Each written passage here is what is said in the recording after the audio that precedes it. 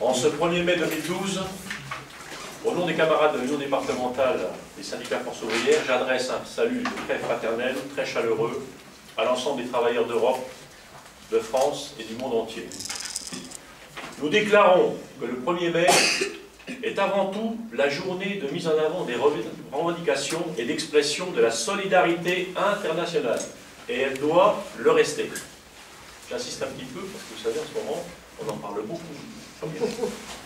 D'ailleurs, lorsque j'ai écrit mon intervention, j'avais prévu de respecter scrupuleusement de parler d'international, en commençant par le thème solidarité internationale et nationale, et puis certains événements et déclarations tonitruantes que vous avez pu entendre par ailleurs aussi de quelques candidats à la présidentielle m'ont conduit à modifier quelque peu le début de mon intervention.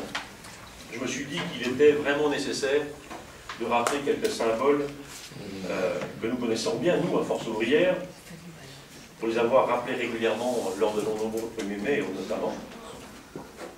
Pas à vous, pas à vous, mais à ceux qui prétendent vouloir nous gouverner. Alors, le 1er mai, je vais rappeler succinctement. Le 1er mai, c'est pas la fête du muguet. Cette plante, qui paraît-il porte-bonheur, n'a rien à voir avec l'églantine, rose sauvage, symbole de la Révolution française.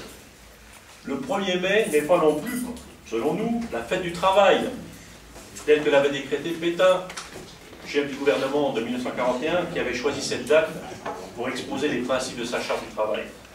Et surtout, à mon avis, montrer les revendications jugées un petit peu trop vives des travailleurs de l'époque. De même, le 1er mai, ce n'est pas la fête du vrai travail. Voilà. Tel que l'a décrété un candidat à l'élection présidentielle cette semaine. Peut-être veut-il, par cette tirade, marcher sur les traces du maréchal, depuis qu'il s'est repris, et après avoir révisé ses classiques, revient en parlant de fête du travail. Ben, je suis désolé, ce n'est pas non plus la fête du travail.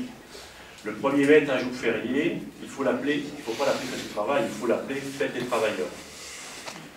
Le 1er mai non plus, ce n'est pas la fête de Jeanne d'Arc, la journée des défilés militaires, ce n'est pas non plus un jour de congé accordé par nos patrons parce que des courants que nous avons mérité pour les congés.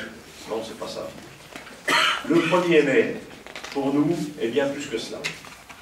Mes camarades, n'oublions jamais que dès son origine, le 1er mai a été marqué du sang rouge de 5 militants à Chicago en 1886. Celui des travailleurs qui défendaient simplement la journée de 8 heures en 1890 à Paris et en 1892 à Fourmi. Voilà pourquoi la symbolique du 1er mai est beaucoup plus forte que tout le reste et beaucoup plus importante que jamais compte tenu du contexte entre les deux tours d'élection.